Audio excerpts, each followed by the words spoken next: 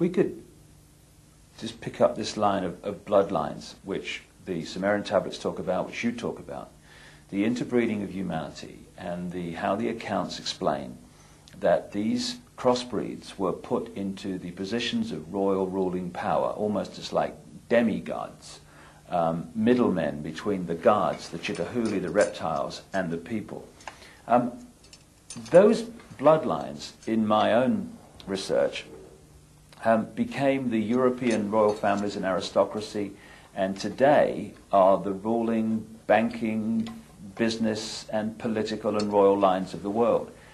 And the genealogy supports this increasingly. Is there a tradition also that the royal lines of Africa go back to the same source? Please, you don't have to believe me. Go to Rwanda and there talk to the people there. They will tell you that the founding ancestors of their dynasties, the first kings who came from the sky, and they were called Imanugela, the ascending ones. Say, many African tribes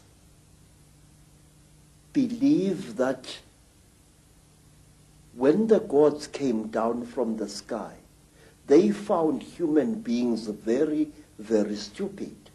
And the human beings could not come before the gods in order to be taught.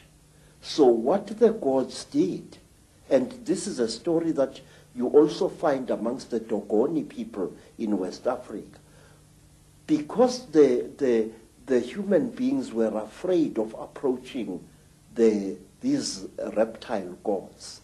The reptile gods cold-bloodedly slaughtered one of their number and shed out its flesh with a specially gathered crowd of human beings.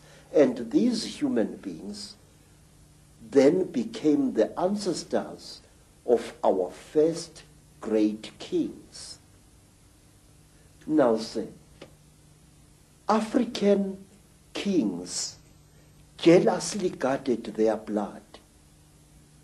If the royal lines of Africa claim descendants from the same source, basically, have those lines interbred as obsessively as the European aristocracy and royal family, and not bred outside of those lines? Yes, sir. Royalty had to marry royalty. That was one of the strictest laws in ancient times. Which is obviously where we get the term, the divine right of kings from. It's not actually God, it's actually the gods. Yes, sir, yes. Royalty intermarried with royalty. You were not allowed to take a commoner as your senior wife if you were a king. You could take commoners after your senior wife. Once the genetics has been achieved. Yes, sir. Now, another thing, it is like the Sangomas. Very, very strictly speaking, a Sangoma who was sometimes viewed as a king or a queen was not allowed to marry outside her caste or his caste. Sangoma had to marry Sangoma, otherwise the non-Sangoma blood would pollute the god blood inside the Sangoma. The lady that I've quoted in my books, Cathy O'Brien, who wrote her own book, Transformation of America, about being a mind-controlled slave of the American elite, she talks in there about seeing George Bush as president and vice president shapeshift into a reptile. And so many other people have told me this story of world leaders today changing into reptiles in front of their eyes and then changing back again.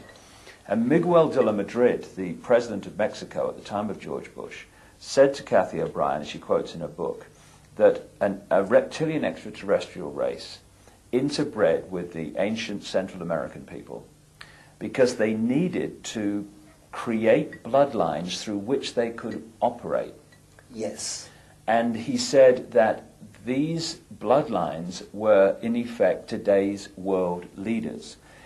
Does it fit with your knowledge, Credo, that the royal lines of the Chitahuli reptilian human interbreeding that become the demigods and the royal families, etc., that they have gone on in Africa, as well as the rest of the world, to become the ruling lines and the ruling people of these countries? Yes, many of them have.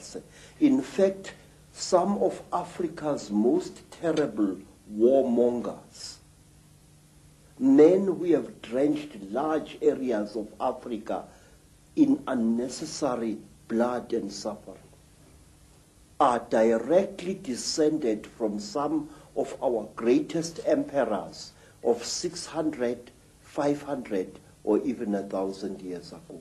Just as the American presidents are. Say, I would like to tell you about a man called Jonas Savimbi. Jonas Savimbi is a descendant of some of the greatest Angola kings. In fact, the entire land called Angola was a breeding place of kingship in Africa. The word Ngola means a king, and Angola means land of many kings. I must say, the way that the evidence that I'm uncovering is going, and it's going there very fast, and it syncs so much with what you're saying, is that a race from the stars, a reptilian race, interbred with humanity, they created crossbreed bloodlines, which became the middlemen, the demigods, the royal kings and lines and ruling power in the ancient world. And through interbreeding has become the presidents, the ruling people at the top of the power structures of banking, of politics, of the military, of all areas of our lives, of business, all of it. Is that the way that you have seen it yourself? Yes, sir. You know, Mr. Icke, I wish for one moment I could contradict you. But for the last 40 years, I have observed an extremely disconcerting phenomenon in South Africa and in other parts of Africa as well. And this is the phenomenon. You find a rising black leader, a real leader amongst men, a ferocious activist for the rights of his people. This man starts something, whether it's a revolution or whatever, he starts it. And you look at his ancestry, because in Africa we look very closely at a man's ancestry. And you find that this man is nothing. Although he is doing such great deeds, he is actually a descendant of very peasant people. Ow. And you are worried. And all of a sudden, this black man will come to a sudden violent end, and a person who is totally new will take his place. And when you look at the ancestors of these people, this man, you find that he, or even she, is a person of very, very ancient African royalty. Now,